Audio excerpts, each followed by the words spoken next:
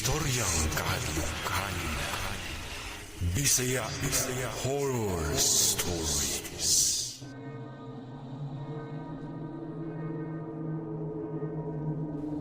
Maayong adlaw Sir K, ug sa mga solid istorya readers ug listeners, apil na pud sa tanang mga Bisaya nga nagsunod sa Estoryang Kahadlokan, Bisaya Horror Stories. Tawagan lang ko sa pangalan nga Kael. 37 anyos na ko ug usa ko ka tricycle driver. Dili na lang nako isulti kung taga-asa ko aron usab sa akong seguridad. Dili na lang po nako idetalye ang lugar ug ang tinuod nga mga pangalan nga nalakip ani akong istorya. Mipadala ko sa inyo ha aron mahatagan og tubag ang mga kahibulongang nahitabo kabahin nako ug sa akong kapwa pod nga mga tricycle driver. Ug aron inyo kining masabtan ang tanan, diri nako sugdan ang akong istorya. Naay isa ka buntag nga galimpyo ko ato sa ako ang tricycle. Nakoy kaila nga kapwa driver ug tawagon lang nako sa pangalan nga Munmon. Kini si Munmon, taod-taod na pod nga driver sa amo ang dapit. Naguna pa kini siya og pamasahero sa ako . Milabay si Munmon sa amo ang dapit samtang ga-drive kini sa iyang tricycle. Gitimbayan ako siya atong pagkaagian niya. Apan, wala gyud kini mulingiw sa ako . Murag wala pud kini sa iyang hunahuna ug tulid kay iyang pananaw samtang nagdrive sa iyang tricycle. Natingala ko ato kay kasagaran biya sa mga membro sa among asosasyon, magtinagdanay gyud mi maski mulabay o makasugat man gali sa dalan. Apan si Munmon atong higayuna, milabay lang kini ug wala gyud kini motagad. Tan-aw pud nako sa iyang naong, luspad kaayo siya, unya mura wala siya katulog. Duda nako, basin nangadlawon to siya og biyahe ug nangyawat para makapasada sa dalan. Gipalabay ko lamang kadto ang among panagtagbo, hangtod sa may pasada na lang pud kog ako. Atong adlaw, wala sa gyud ko makabantay na ni Munmon, maski makasugat sa iyang tricycle sa dalan. Duda nako, nagpanggabi gito siya og biyahe. Sunod adlaw ato, dihang nang limpyo na sad ko sa akong tricycle. Milabay na sad ang tricycle ni Munmon. Dili gyud pud ko masayop ato kay sira ang driver nga na-design na dragon sa tricycle.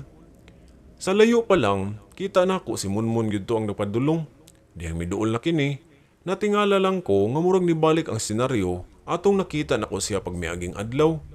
Luspad gyapon kay kinigdagway. Unya, murag kinigwalay tulog. Milawom pang tabon-tabon sa iyang mga mata ug luya kaayo siya og panagway. Gitimbayan na po nako siya ug gitawag kini sa iyang pangalan, pero wala gihapon kini mohatag og pagtagad. Nakaana ko nga unsa kay problema ani ni Munmon nga dili man mo timbaya kung tawagon. Nakapangutana sad ko kung ngano ingon ato nga akong nakita sa iyang panagway. Mura hinuon siyang masakiton og porma. Hangtod sa milapas na gito ang iyang tricycle. Human ato, gipalabay ko na lamang gihapon ang wala niya pagtagad. Pero naan ako'y katingala nga kung ngano ingon ato to si Munmon. Human sa akong paglimpyo sa tricycle, mipasada na lang pud ko ato ug maghulat na lang gyud ko nga magkasugat mi ni Munmon sa may parkingan o sa may dalan bakaha. Sa parkingan, milinya na akong tricycle ug gahulat lang gyud ko sa akong turno na makakuha og pasahero. Didto, kuyog sa uban pang mga driver nakighinabi ko ato nila. Ang uban nagdula og baraha, unya ang uban nagdula pud og dama. Kalit lang misagi sa akong unahuna ang kabahin kang Munmon ug nakapangutan ako sa akong amigong driver nga kung nakabantay ba siya kang Munmon nga mibiyahe. Miingon ra pud siya na wala daw siya makabantay ug siya pud di ay natingala sa dugapil kay pila na pud kaadlaw nga si Munmon wala sa diay niya ikita. Ako untang storyahan akong kauban na driver, kabahin atong nakita nako kang Munmon dihang nanglimpyo ko sa akong tricycle. Mga pila na kabuntag ang milabay. Apan, turno na sa akong amigo nga magpasakay sa mga pasahero. Mao to nga naputol na hinuon ang among panagstorya. Gapaabot lang gyud ko ato na makakuha og pasahero. Naghapon na lang, wala gihapon ko makabantay kang Munmon.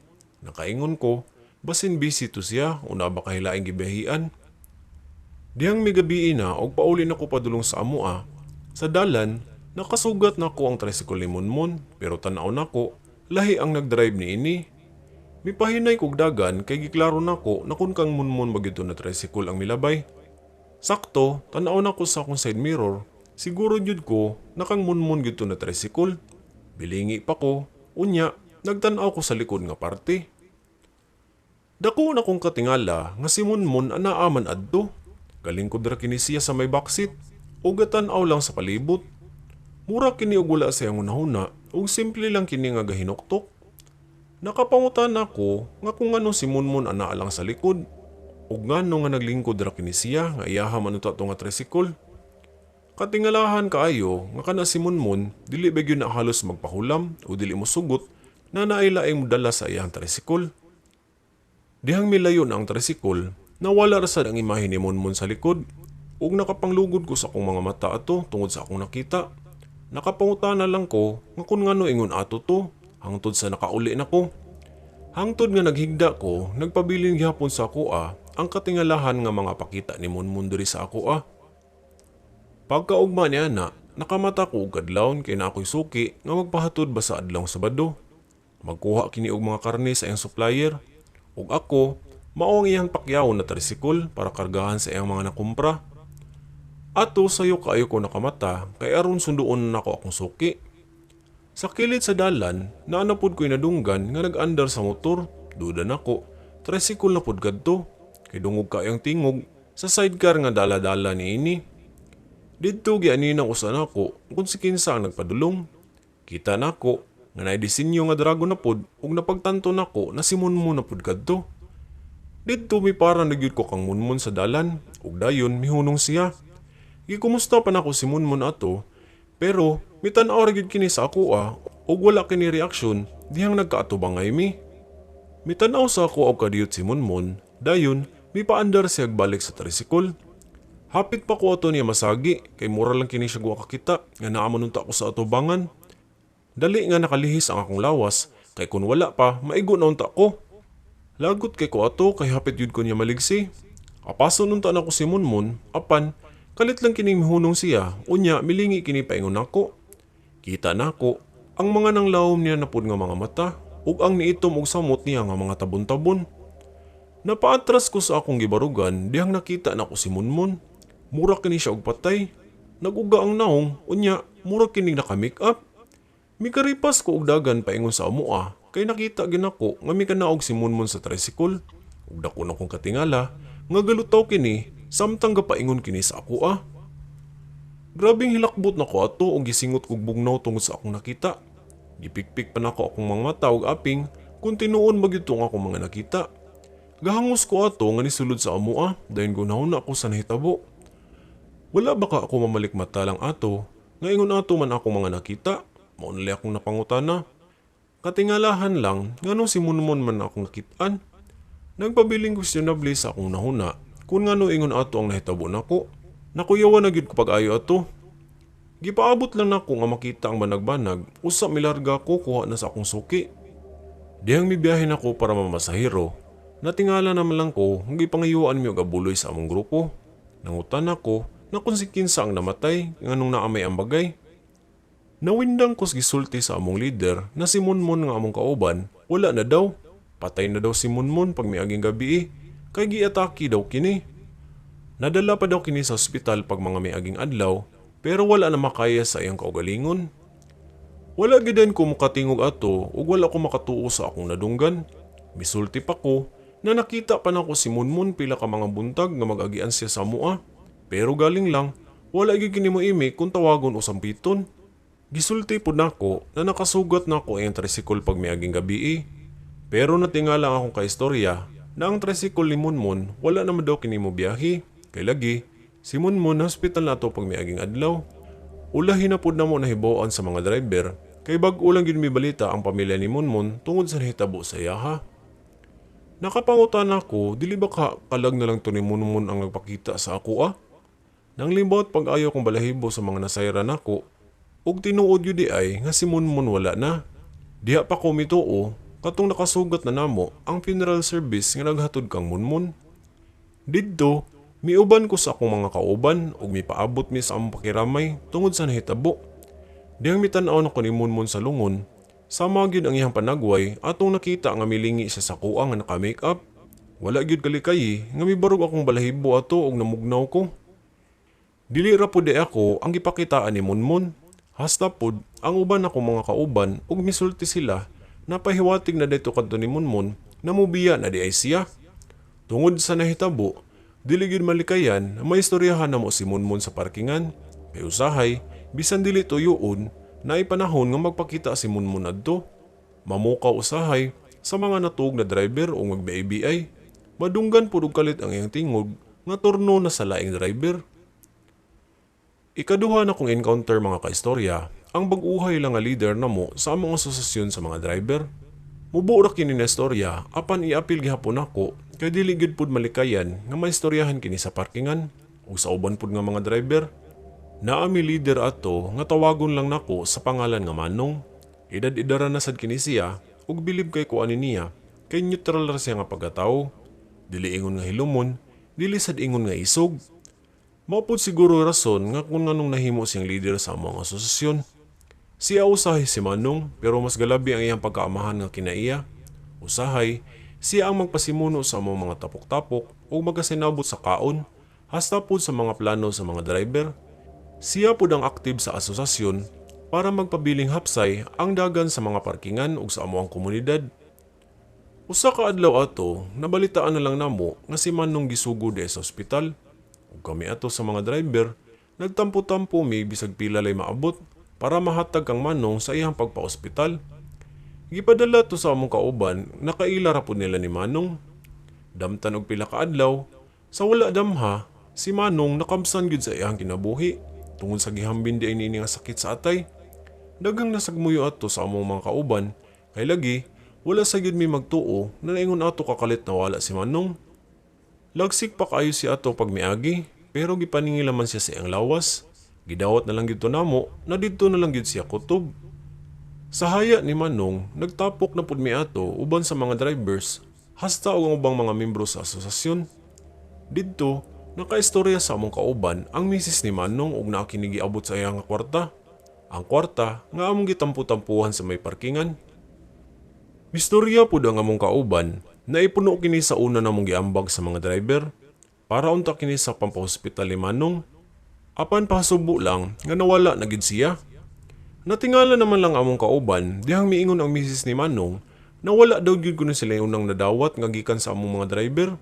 Maski isa sa daw sa mga driver o membro namo, wala sa gyud daw kuno mipakita adto sa hospital.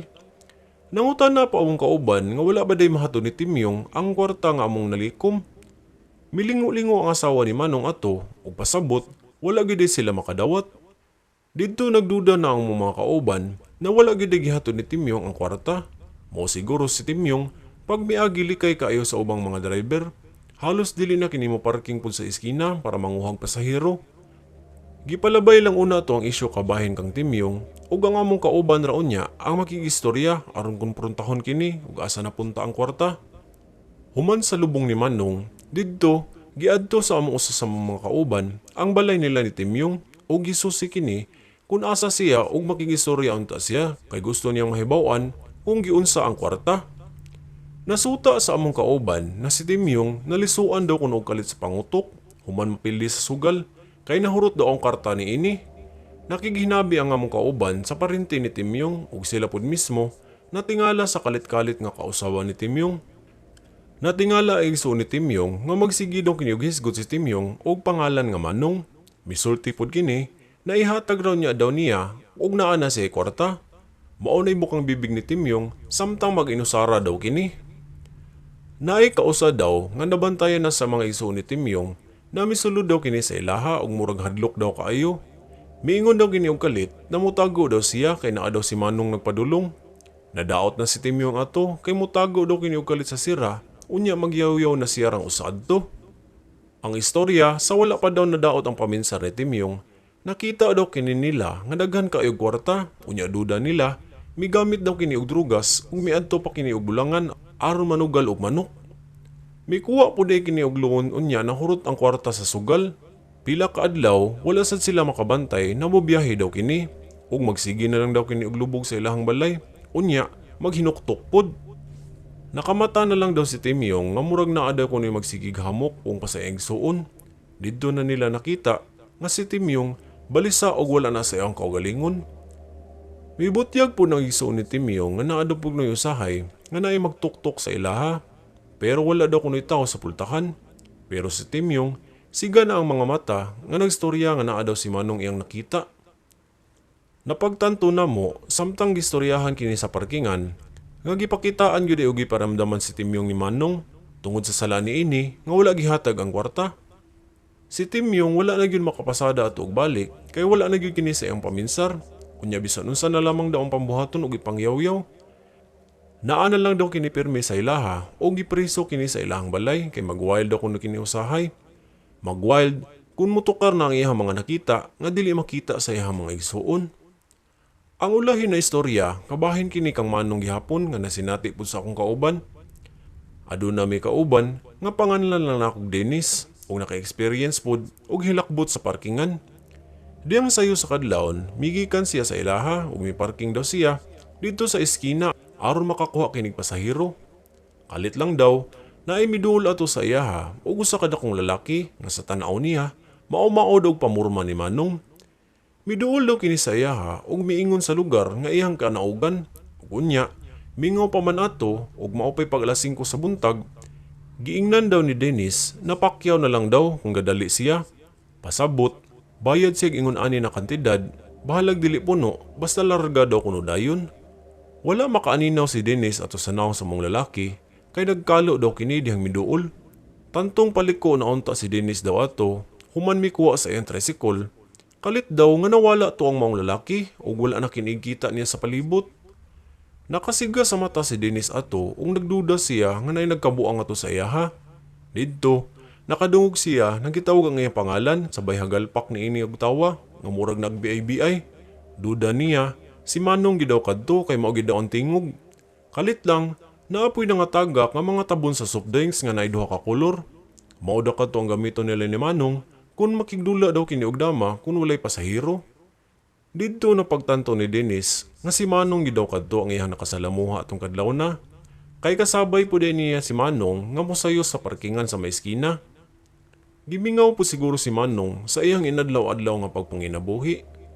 Tungod sa storya-storya, sa ulahi, nagtampuhay na sad miadto sa mga driver na pamisahan na mo silang munmun og si Manong aron sa ilang kapahulayan ug unta. Dili lang sila manghadlok kung panahon na sa pagdrive aron likay lang sa disgrasya ug sa mga oras nga dili angay sila manggambala. Mauro kadto mga kaistorya nga akong ipadala na story kabahin sa akong kaagi ug sa mga kauban nako nga mga tricycle driver. Magpaabot mi Sir K na mabasa kini ug maapil kini sa inyong channel. Kanunay mi nga naminaw ug kini si Kael ug maayong adlaw kanatong tanan.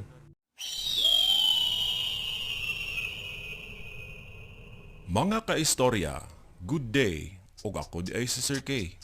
Ug ako ang narrator likod sa Estoryang Kahadlokan, Bisaya Horror Stories. Nagustuhan ba ninyo ang atong storya karon? Comment down below. Ayaw kalimot sa pag-like, share, ug subscribe sa maong video. Maura to mga kaistorya, ug daghang salamat.